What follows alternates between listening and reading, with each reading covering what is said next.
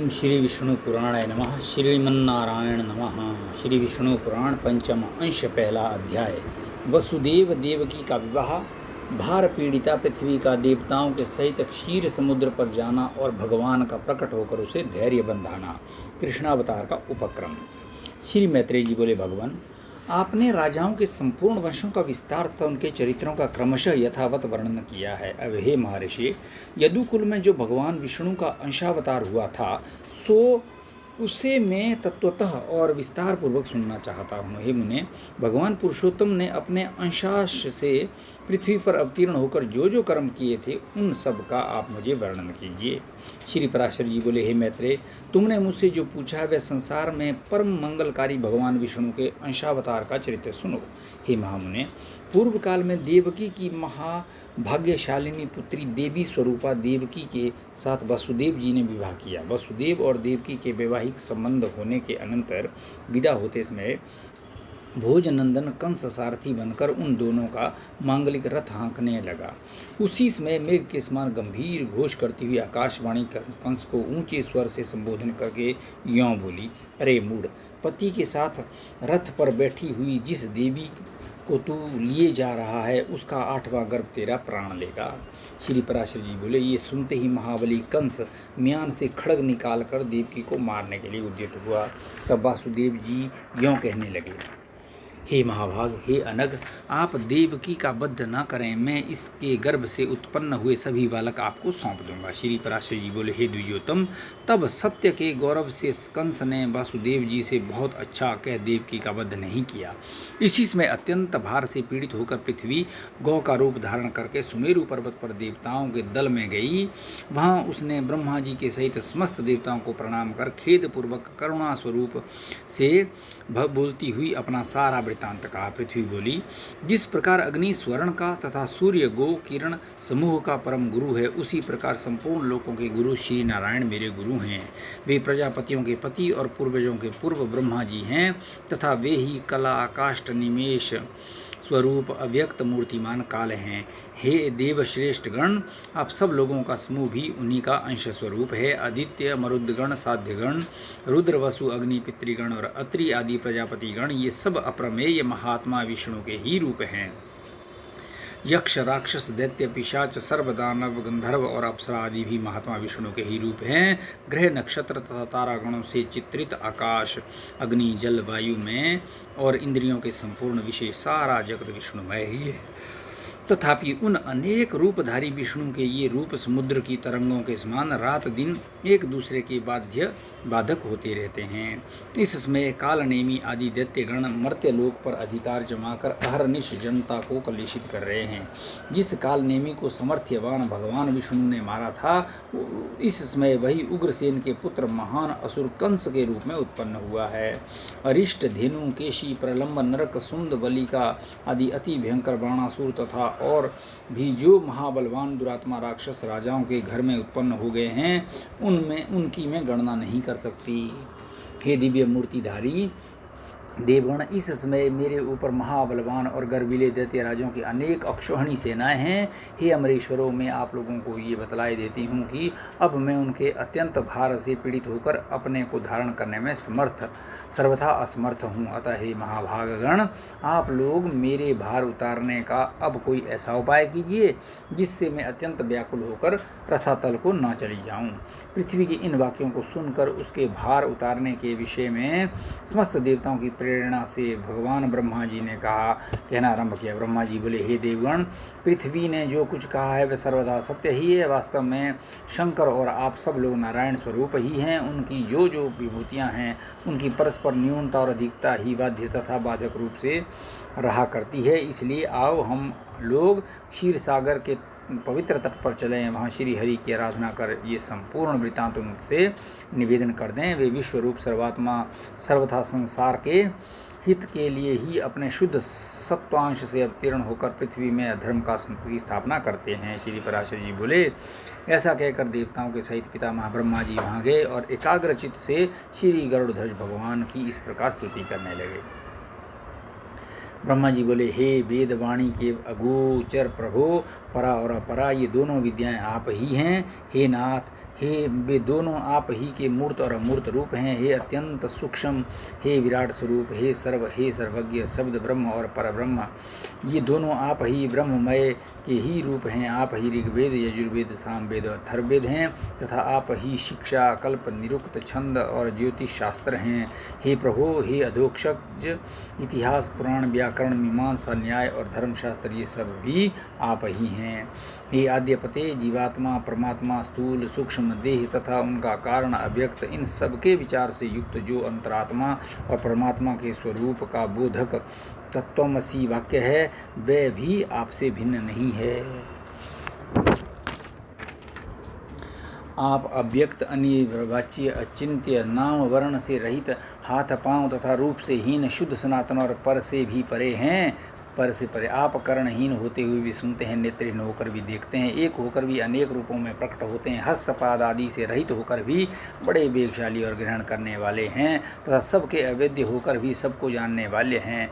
हे परमात्मन, जिस धीर पुरुष की बुद्धि आपके श्रेष्ठतम रूप से पृथक और कुछ भी नहीं देखती, आपके अणु से भी अणु और दृश्य रूप स्वरूप को देखने वाले उस पुरुष की आत्यंतिक अज्ञान निवृत्ति हो जाती है। आप विश्व के केंद्र और त्रिभुवन के रक्षक हैं। संपूर्ण भूत आप ही में स्थित हैं तथा जो कुछ भूत भविष्य और अणु से भी अणु है, वे सब आप प्रकृति से परे एकमात्र परम पुरुष ही है। आप ही चार प्रकार का अग्नि होकर संसार को तेज और विभूति दान करते हैं।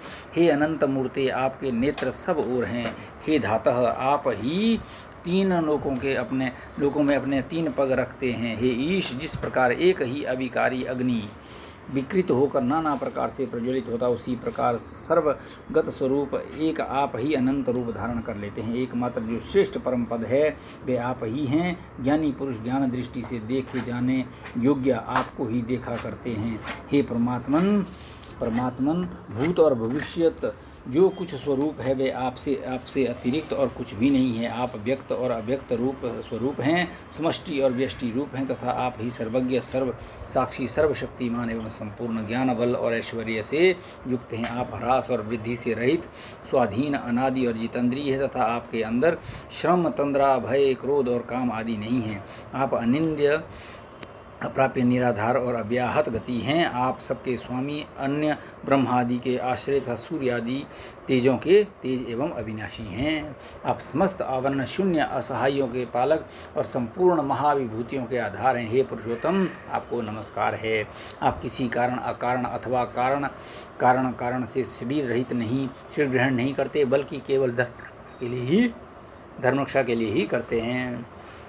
श्री पराशर जी बोले, इस प्रकार स्तुति सुनकर भगवान अज अपना विश्व रूप प्रकट करते हुए ब्रह्मा जी से प्रसन्न चित्त कहने लगे। भगवान बोले, हे ब्राह्मण, देवताओं के सहित तुमको मुझे जिस वस्तु की इच्छा हो वह सब कहो और उसे सिद्ध हुआ ही समझो। श्री पराशर जी बोले, तब श्री हरि के उस दिव्य विश्व रूप को देखकर समस्त देवताओं के भय से विनीत हो जाने पर ब्रह्मा जी पुनः स्तुति करने लगे। ब्रह्मा जी बोले, हे सहस्रभाव, हे अनंत मुख, हे एवं चरण वाले, आपको हजारों बार नमस्कार हो। हे जगत की उत्पत्ति, स्थिति और विनाश करने वाले, हे अप्रमेय, आपको बारंबार नमस्कार हो। हे भगवान, आप सूक्ष्म से भी सूक्ष्म हैं, गुरु से भी गुरु और अति बृहत् प्रमाण है तथा प्रधान, महतत्व और अहंकार आदि में प्रधान भूत मूल पुरुष से भी परे हैं। हे भगवान, आप हम पर प्रसन्न होइए। हे देव, इस पृथ्वी के पर्वत रूपी मूल बंध इस पर उत्पन्न हुए महान असुरों के उत्पात से शिथिल हो गए हैं। अतः हे अपरिमित वीर्य, ये संसार का भार उतारने के लिए आपकी शरण में आई हैं। हे सूरनाथ, हम और ये इंद्र, अश्विनी कुमार तथा वरुण, ये रुद्रगण, वसुगण, सूर्य, वायु और अग्नि आदि अन्य समस्त देवगण यहाँ उपस्थित हैं। इन्हें अथवा मुझे जो कुछ करना उचित हो उन सब बातों के लिए आज्ञा दीजिए। हे ईश, आप ही की आज्ञा के पालन करने हेतु हम संपूर्ण दोषों से मुक्त हो सकेंगे। श्री पराशर जी बोले, हे महामुनि, इस प्रकार स्तुति किए जाने पर भगवान परमेश्वर ने अपने श्याम और श्वेत दो केश उखाड़े और देवताओं से बोले, मेरे ये दोनों केश पृथ्वी पर अवतार लेकर पृथ्वी के भार रूप कष्ट को दूर करेंगे। सब देवगण अपने अपने अंशों से पृथ्वी पर अवतार लेकर अपने से पूर्व उत्पन्न हुए उन्मत्त दैत्यों के साथ युद्ध करेंगे तब निस्संदेह पृथ्वी तल पर संपूर्ण दैत्यगण और दृष्टिपात से दलित होकर क्षीण हो जाएंगे। वसुदेव जी की जो देवी के समान देवकी नाम की भार्या है, उसके 8वें गर्भ से मेरा ये श्याम केश अवतार लेगा और इस प्रकार यहाँ अवतार लेकर ये कालनेमी के अवतार कंस का वध करेगा। ऐसा कहकर श्री हरि अंतर्धान हो गए। हे महामुने, भगवान के अदृश्य हो जाने पर उन्हें प्रणाम करके देवगण सुमेरु पर्वत पर चले गए और फिर पृथ्वी पर अवतीर्ण हुए। इसी समय भगवान नारद जी ने कंस से आकर कहा कि देवकी के 8वें गर्भ में भगवान धरणीधर जन्म लेंगे। नारद जी से ये समाचार पाकर कंस ने कुपित होकर वासुदेव और देवकी को कारागृह में बंद कर दिया। हे द्विज, वासुदेव जी भी जैसा कि उन्होंने पहले कह दिया था, अपने प्रत्येक पुत्र को कंस को सौंपते रहे। ऐसा सुना जाता है कि पहले 6 गर्भ हिरण्यकशिपु के पुत्र थे। हिरण्यकशिपु के पुत्र थे। भगवान विष्णु की प्रेरणा से योग निद्रा उन्हें क्रमशः गर्भ में स्थित करती रही। जिस अविद्या रूपिणी से संपूर्ण जगत मोहित हो रहा है, वह योग निद्रा भगवान विष्णु की महामाया है। उससे भगवान श्री हरि ने कहा। श्री भगवान बोले, हे निद्रे, जा, मेरी आज्ञा से तू पाताल में स्थित 6 गर्भों को एक एक करके देवकी की कुक्षी में स्थापित कर दे।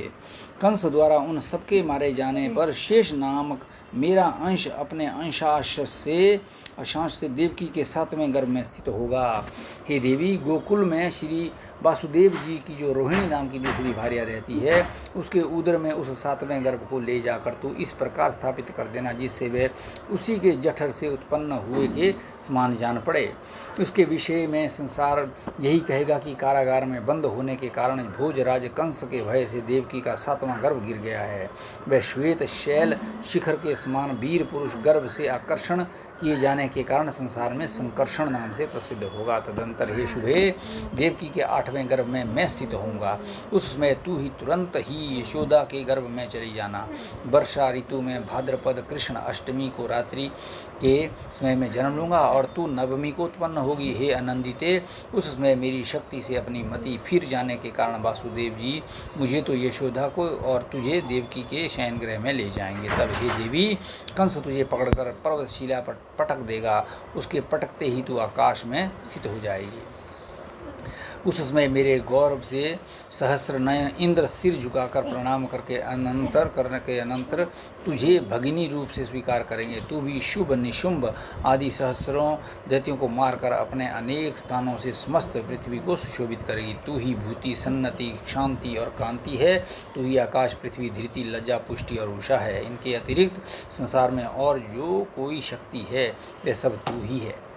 जो लोग प्रातःकाल और सायंकाल अत्यंत नम्रतापूर्वक तुझे आर्या, दुर्गा, वेदगर्भा, अंबिका, भद्रा, भद्रकाली, क्षेमदा और भाग्यदा आदि कहकर तेरी स्तुति करेंगे, उनकी समस्त कामनाएं मेरी कृपा से पूर्ण हो जाएंगी। मदिरा और मांस की भेंट चढ़ाने से तेरा तथा भक्ष्य और भोज्य पदार्थों द्वारा पूजा करने से प्रसन्न होकर तू मनुष्यों की संपूर्ण कामनाओं को पूर्ण कर देगी। तेरे द्वारा दी हुई वे समस्त कामनाएं मेरी कृपा से निसंदेह पूर्ण होगी। हे देवी, अब तू मेरे बतलाए हुए स्थान को जा। इति श्री विष्णु पुराणे पंचमे अंशे प्रथमोऽध्यायः।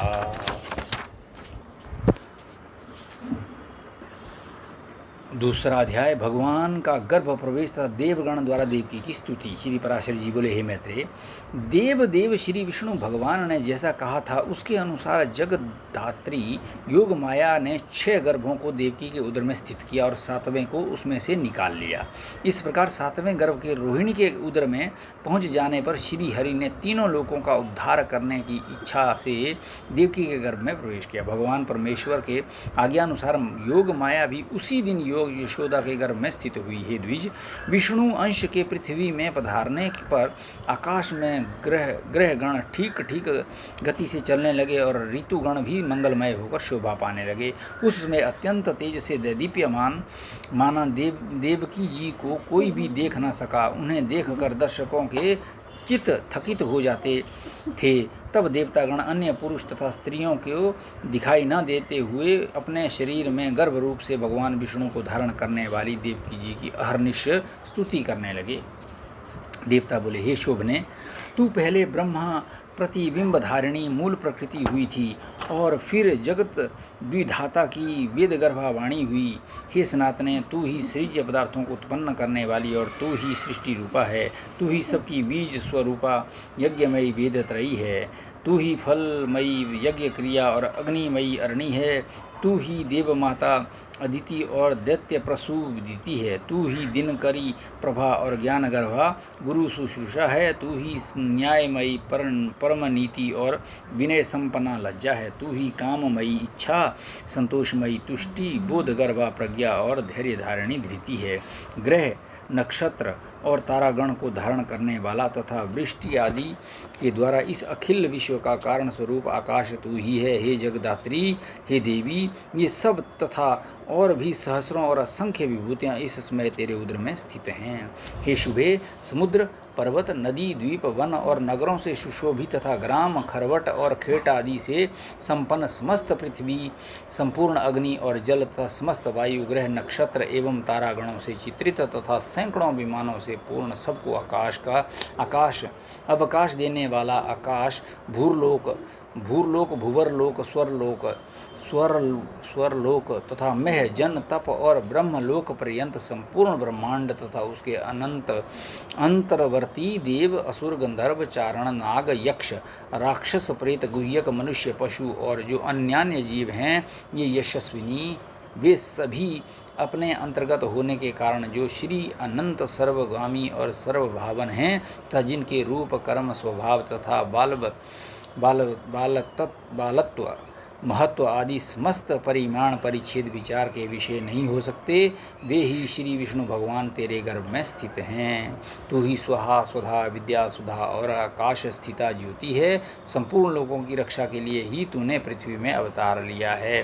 हे देवी, तू प्रसन्न हो। हे शुभे, तू संपूर्ण जगत का कल्याण कर। जिसने इस संपूर्ण जगत को धारण किया है उस प्रभु को तू प्रीतिपूर्वक अपने गर्भ में धारण कर। इति श्री विष्णु पुराणे पंचम अंशे द्वितीय अध्याय। ओम विष्णु पुराण।